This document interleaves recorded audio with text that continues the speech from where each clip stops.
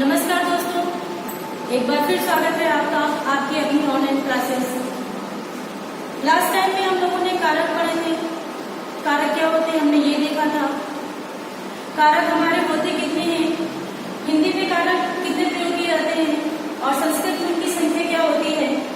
और समास करते समय जब हमें तत्पुरुष समास पढ़ना होता है तो हमें कितने कारक पढ़ने हैं और कितने हटाने हैं, कारक चिन्ह कितने होते हैं, ये सभी हम लोगों ने आखिरी वाले वीडियो में पढ़ लिया था। अब आपको कारक पढ़ने हैं कि कारक क्या होता है। 8 कारक है तो कारक की परिभाषाएं क्या है, कारक के उदाहरण क्या है। और एक चीज मैं आपको बता दूं कि आप यहाँ से जो कारक पढ़ेंगे वो आपको किसी बुक में देखने को नहीं मिलेगा, क्योंकि यहाँ आपकी जो भी क्लास हो रही है वो एक संपूर्ण क्लास रहेगी। अगर कोई टॉपिक आप यहाँ से पढ़ रहे हैं उसके बाद कोई भी प्रश्न आपकी यहाँ की क्लास से बाहर नहीं है। तो चलिए आइए हम लोग कारक पढ़ते हैं। कारक हमारे थे कितने,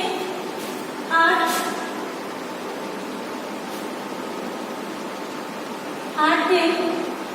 तो चिन्ह कितने होंगे, चिन्ह भी 8 ही होंगे। तो पहला कारक हम लोग पढ़ते हैं यहाँ कर्ता। देखिए मैं आपको कारक पढ़ाते चलूंगी और आप मेरे साथ साथ नोट करते चलिए। तो आइए, कर्ता का जो आपका चिन्ह है वो है ने। तो लिखिए परिभाषा लिखते चलिए साथ में। जो संज्ञा शब्द अपना कार्य पूरा करने के लिए, अपना कार्य पूरा करने के लिए ऐसे संज्ञा शब्द जो अपना कार्य पूरा करने के लिए किसी अन्य शब्द की सहायता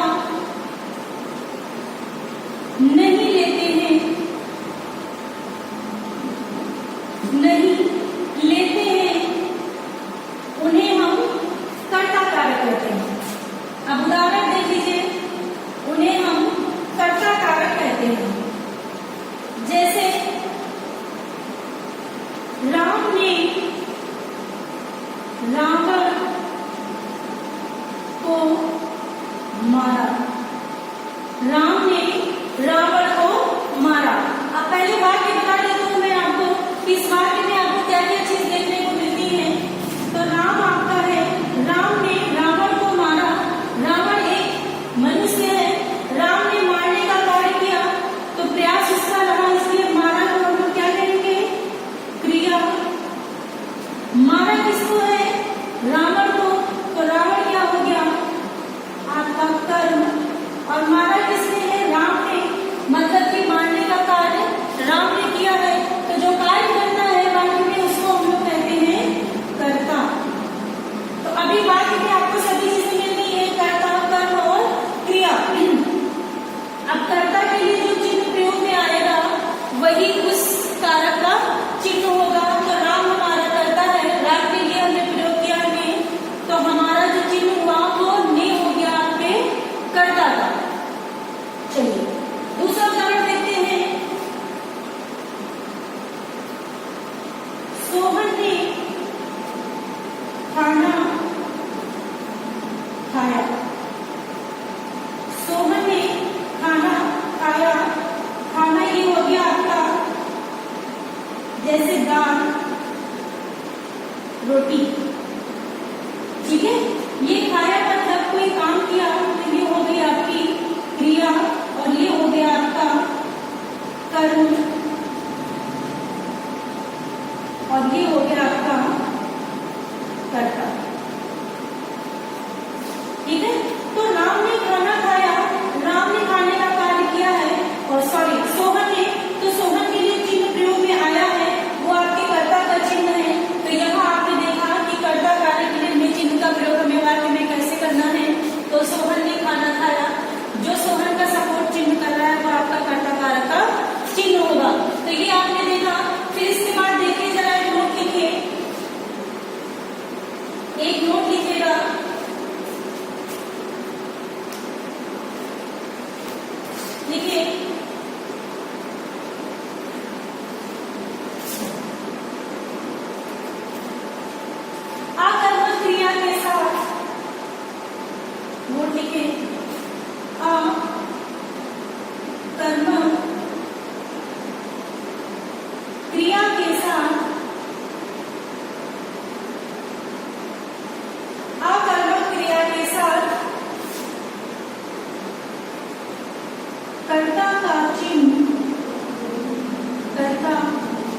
चिन्ह मतलब कि ने, कर्ता का चिन्ह का प्रयोग नहीं होता है, नहीं होता है। नोट क्या लिखा है मैंने, अकर्मक क्रिया के साथ कर्ता का चिन्ह ने का प्रयोग नहीं होता है, ने का प्रयोग नहीं होता है। चलिए अब हम लोग उदाहरण देखते हैं इसका। देखते हैं, राकेश हंसता है, राकेश हंसता है। अब हंसना कैसी क्रिया है, हंसना एक काम है, हंसने का काम कर रहे हैं और वाक्य के काम को ही हम क्रिया कहते हैं। अब हमने देखा, सबसे पहले तो आप ये समझिए कि वाक्य में आप कैसे पहचानेंगे कि क्रिया हमारी अकर्मक है या सकर्मक है। अकर्मक का मतलब होता है जब इसका कर्म उसके साथ ना हो तो उसे अकर्मक कहते हैं, और जब कर्म साथ हो तो उसे सकर्मक कहते हैं। अब हमने यहाँ पर देखा कि राकेश एक कर्ता है और राकेश हंसने का काम कर रहा है, तो हमें कभी जब ये निकालना होता है कि क्रिया हमारी सकर्मक है या अकर्मक, तो हम क्रिया से एक प्रश्न पूछते हैं कि क्या। तो हमने पूछा कि राकेश क्या हंस रहा है, तो हमें यहाँ पर कोई उत्तर नहीं मिला। जब उत्तर नहीं मिला तो हमने देखा कि ये क्रिया कैसी है, अकर्मक है, और नोट आपका ये कह रहा है कि अकर्मक क्रिया के साथ कभी ने चिन्ह का प्रयोग नहीं होता है। तो राकेश हंसता है, इसलिए यहाँ पर राकेश ने हंसता है कभी नहीं होगा, राकेश हंसता है, और हंसने का जितना भी पूरा काम है वो राकेश के ऊपर जा रहा है। इसलिए वाक्य में हमें समझ में आता है कि आपका कर्ता कौन है, ये आपने देखा। चलिए फिर हम लोग देखते हैं एक दूसरा नोट हम देखते हैं यहाँ पर। ये सब आपके कर्ता कारक के ही नियम है। आपने बुक में अगर कभी पढ़ा होगा तो आपको सीधा सा ये नियम मिलेगा। देखिए, राम ने रावण को मारा, सीता ने राम को कोई सामान दिया, या श्याम ने राम को पुस्तक दी, तो बस एक उन्होंने प्रयोग बताया होगा आपको ने का। लेकिन ये जो आपका अपवाद है, ये समझ लीजिए कि अपवाद आपको कहता है कि अकर्मक क्रिया के साथ कभी भी ने चिन्ह का प्रयोग नहीं होगा। अब दूसरा हम लोग देखते हैं, देखते चलिए साथ में। कुछ वाक्यों में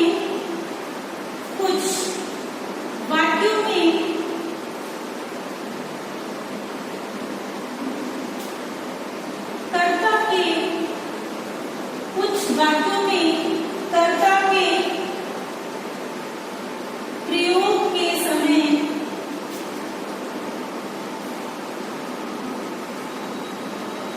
ने चिन्ह के स्थान पर ने चिन्ह के स्थान पर को चिन्ह का प्रयोग किया जाता है। को चिन्ह का प्रयोग किया जाता है।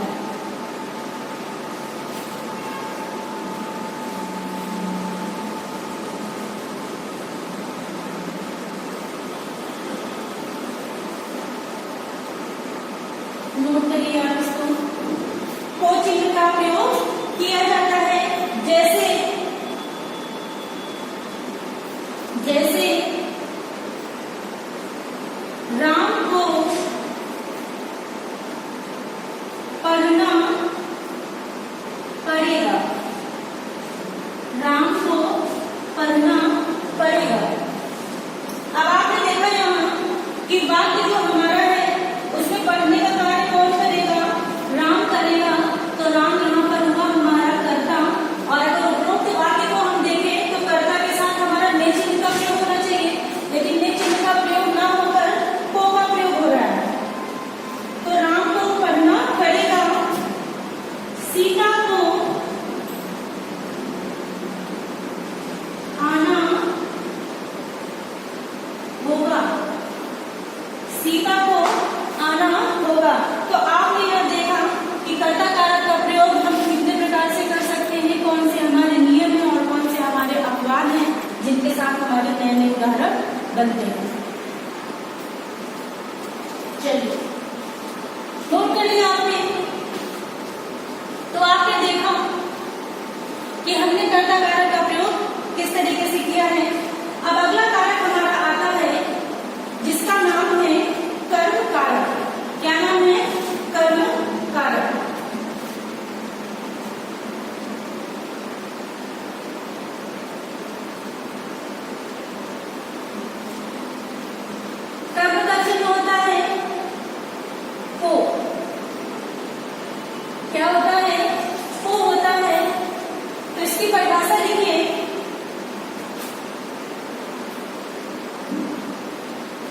मेरे साथ लिखते चलिए आप लोग, परिभाषा लिखे।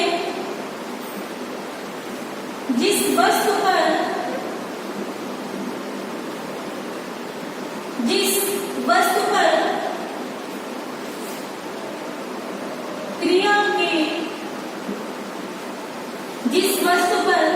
क्रिया के कार्य या व्यापार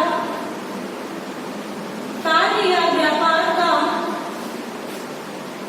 फल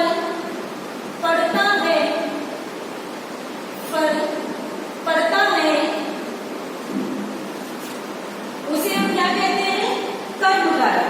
अब हम लोग उदाहरण देखेंगे, जैसे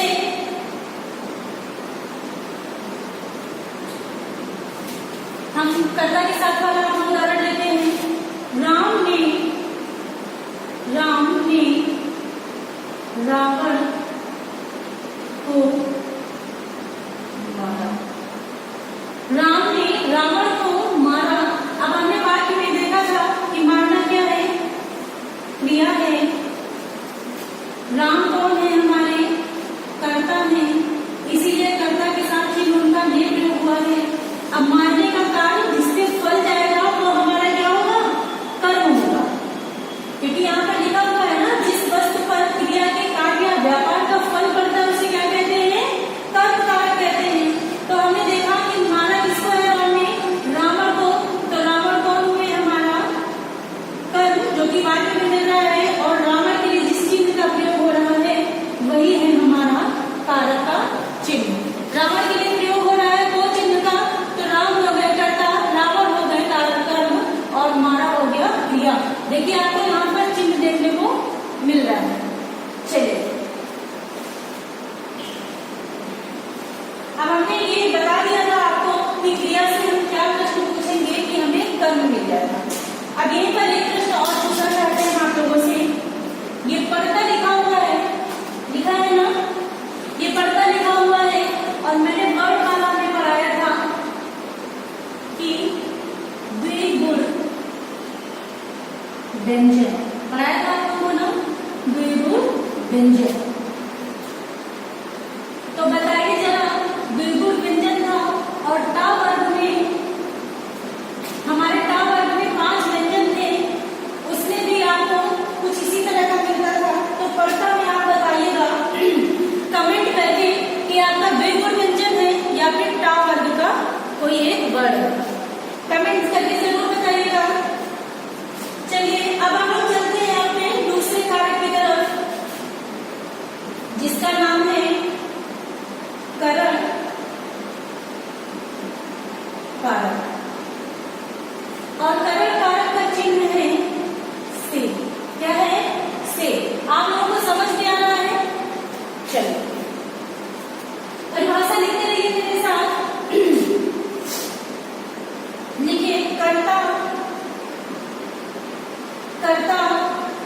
वाक्य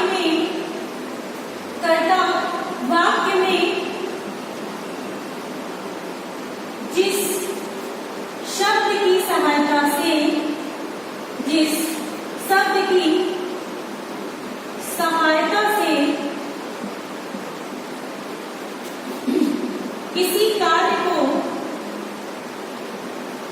किसी कार्य को संपन्न करता है,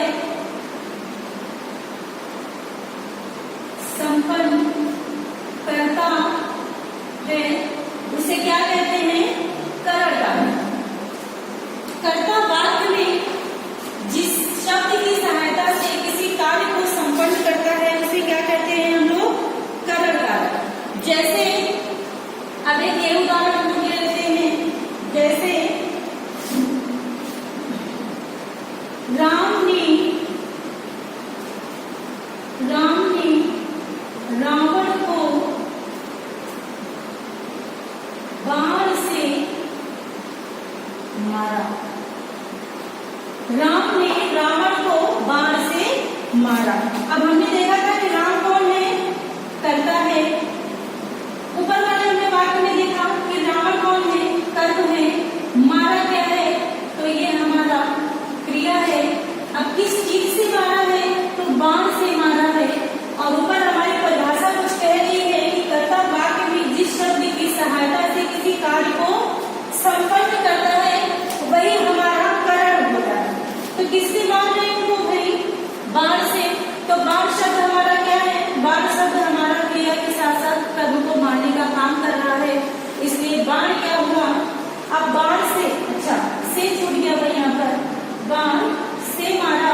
तो जो बाण के लिए हमारे पास चिन्ह आया वो चिन्ह है हमारा करण कारक का चिन्ह। इसका चिन्ह है करण कारक का। अब देखिए यहाँ पर ये ऐसा उदाहरण है जिसमें आपको 3 कारक पढ़ने को मिलते हैं। राम ने रावण को बाण से, आपको कर्ता, कर्म और करण तीनों ही कारक यहाँ पर मिल गए। चलो अब हम एक यहाँ पर और उदाहरण देख लेंगे कि श्याम ने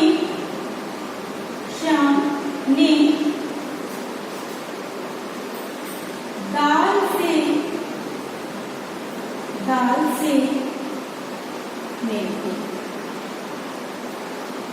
हाँ, श्याम ने, सही है, ये कीजिए, दाल से रोटी को खाया। ठीक है, फिर एक उदाहरण देखते हैं। राम ने जग से पानी पिया।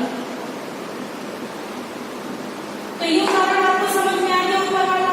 नीचे के 2 उदाहरण भी आपको समझ में आ गए होंगे, और अगर आपको समझ में आ गए हैं तो आप इन्हें कमेंट करके बताइएगा कि आपका इसमें करण कारक का कौन सा चिन्ह है। श्याम ने दाल से रोटी को खाया, राम ने जल से पानी पिया। आप इन दोनों उदाहरण को कमेंट करके बताइएगा कि आपको समझ में आ गया है तो कौन सा चिन्ह और किसकी सहायता से हमारा करण कारक संपन्न हो रहा है। चलिए आगे चलते हैं हम लोग। ये आप स्क्रीनशॉट ले लीजिए या फिर नोट कर लीजिए।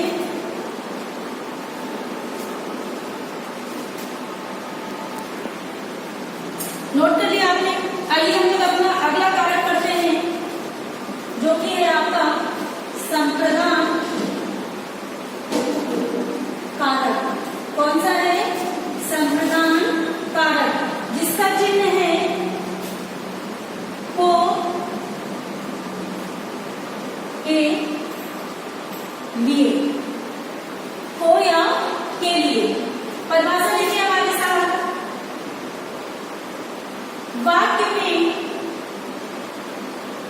वाक्य में ऐसा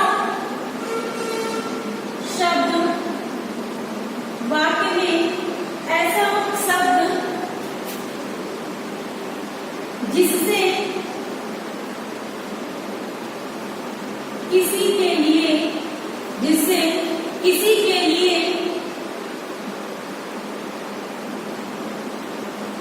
कार्य किया जाए उसे संप्रदान कारक कहते हैं।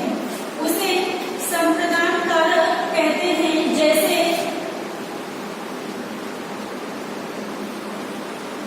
राम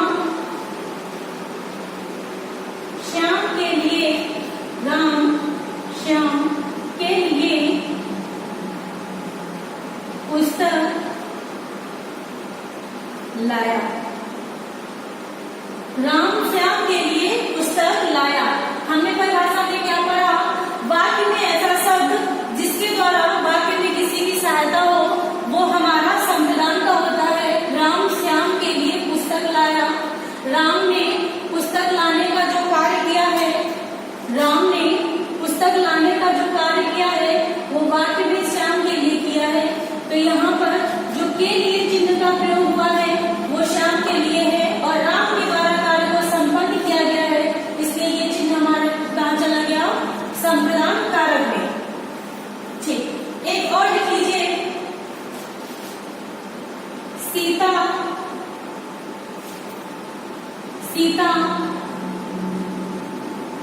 राम के लिए, सीता राम के लिए खाना बनाती है। आपने इस वाक्य में देखा होगा सीता खाना बनाने का कार्य कर रही है, लेकिन किसके लिए? राम के लिए। तो राम के लिए चिन्ह आपको राम के साथ देखने के लिए मिलेगा और यही आपका सीधा सीधा समझ में आ रहा है कि संप्रदान में हमें कार्य किसी अन्य के लिए संपन्न करना है और के लिए आपका चिन्ह भी आना चाहिए। अब एक नोट लिख लीजिए आप लोग, लिखिए संप्रदान कारक को पढ़ते समय यह वाक्य में संप्रदान कारक के प्रयोग में, वाक्य में संप्रदान कारक के प्रयोग में कभी कभी के लिए चिन्ह का प्रयोग ना कर कर, कभी कभी के लिए चिन्ह का प्रयोग ना कर कर तो चिन्ह का प्रयोग किया जाता है। जैसे देखिए, जैसे निकेत नहाने को गया, निकेत नहाने को गया। अब आपको पता है कि निकेत नहाने को गया होगा तो किसी अन्य स्थान पे गया होगा और हम लोग इसका पूरा अर्थ निकाल सकते हैं कि निकेत नहाने के लिए गया, है ना। निकेत नहाने के लिए गया,